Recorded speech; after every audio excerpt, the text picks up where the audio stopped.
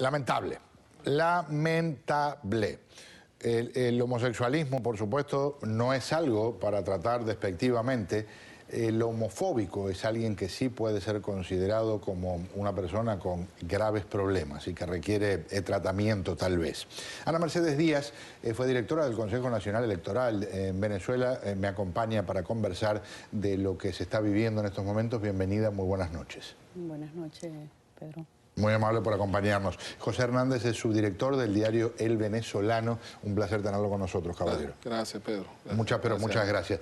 Hablan de la posibilidad de arrestar a Enrique Capriles, hablan de corrupción y ya incluyeron una cantidad de cosas, hasta de que hay redes de prostitución femenina y masculina vinculada al gobernador del estado Miranda y algunos de sus acompañantes, incluyendo su principal estratega. ¿Qué me dice?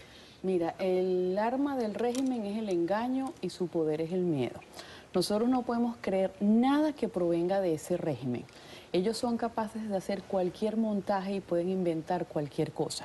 Yo quería hacerte referencia que en el año 2010 a un gran líder venezolano llamado Peña Esclusa le sembraron C4 en el cuarto de su hija en una gaveta. Es un explosivo Fue un plástico. explosivo peligrosísimo, Sí. Y entonces se lo pusieron en la gaveta a la niña. Con la muerte de Danilo Ardenson, el fiscal, hubo una cantidad de presos, había un fiscal estrella, un testigo estrella, perdón, que después resultó ser un fiasco. Es decir, que este régimen nos ha acostumbrado a mentir, a engañar. Entonces, cualquier cosa que diga el régimen, el pueblo venezolano no se puede hacer eco de esa situación. Y en cuanto a la homofobia, te voy a decir, durante mis 25 años que yo estuve en el Consejo Nacional Electoral, nunca, ningún candidato, ninguna posición de ningún partido político fue en esos 25 años la homofobia como un ataque de ninguna naturaleza. Nunca se hizo ese tipo de ataques. Estamos hablando de un país que tiene un presidente que duerme a veces en la tumba del señor que antes conducía el gobierno, que se comunica con pajaritos, que le traen mensajes del más allá y que ha comparado a Hugo Chávez con Jesucristo.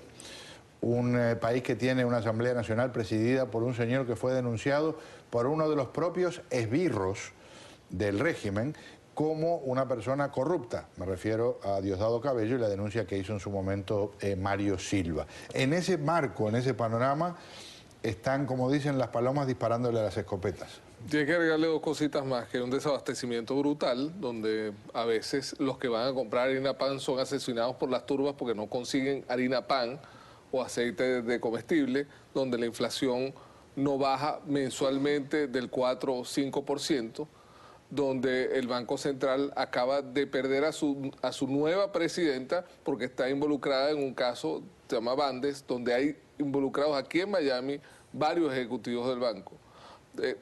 Es un país completamente bizarro, completamente al revés. Yo creo que es un país que está en una ingobernabilidad absoluta y creo que hay que buscar soluciones de alguna manera más rápidas de lo que se están planteando a la situación que estamos viviendo, que es terrible. Por ejemplo.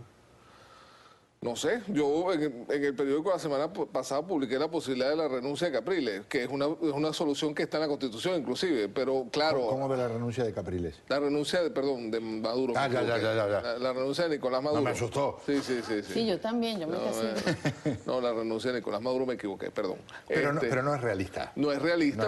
No es realista para nada, pero en ese país tan bizarro cualquier cosa es posible y lamentablemente uno ve las cosas al revés. Entonces... Además, tú entiendes que del lado de adentro pasan cosas, del lado de adentro del gobierno, que son inexplicables. Tú tienes este señor Pedro Carreño, a quien se le apodó en un momento el comandante Gucci por los trajes caros que usaba y por las cosas que se ponía. En esa conversación es un tipo que puede tener $10.000 puestos encima cómodamente.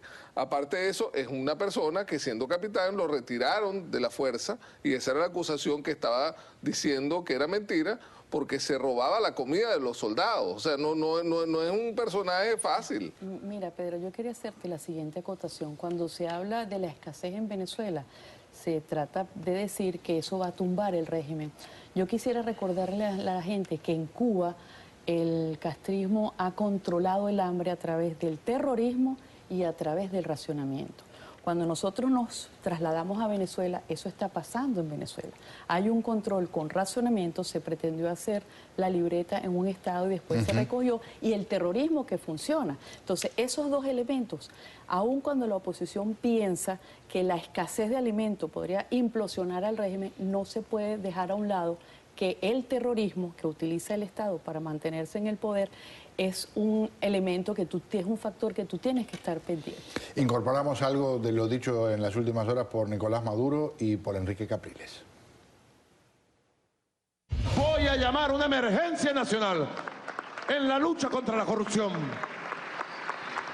Y voy a pedir poderes especiales para ir a un proceso de reforma de las leyes y de cambio de la institucionalidad, para ir a un combate a fondo. Si es necesario fortalecer el articulado anticorrupción de la Constitución, lo vamos a hacer. Los corruptos, y hay que decirlo una y otra vez, están en el gobierno. Si nosotros queremos acabar con la corrupción en nuestro país, tenemos que salir de este gobierno. Ellos son los que están en la corrupción. Y todo esto que usted está viendo, que están haciendo, es para tratar de lavarse la cara. ¿Y lavarse la cara frente a qué? Frente a los verdaderos problemas, los graves problemas que viven los venezolanos. Por cierto, nuestro invitado mencionaba recién la inflación. Un estudio que surgió en estos días, me dejó con la boca abierta, pone a Venezuela en el primer lugar del mundo con el índice anualizado de inflación. El único que está compitiendo con Venezuela es Siria, que está devastado por una guerra interna, que está en ruinas, y Venezuela, un país con tanta riqueza en este momento, destruyendo a su gente a través de unos aumentos de precios brutales. Hay dos detalles de la parte económica de la inflación y la escasez. Es verdad que con inflación y escasez no se logran movilizaciones masivas ni nada por el estilo, y que con el miedo se apagan todas las llamas que se pueden apagar.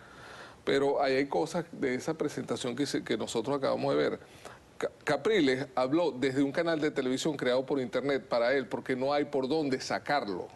Capriles TV. Capriles TV. Es posible que aquí lo hayamos visto más que lo que lo ve la gente en Venezuela. Sin duda.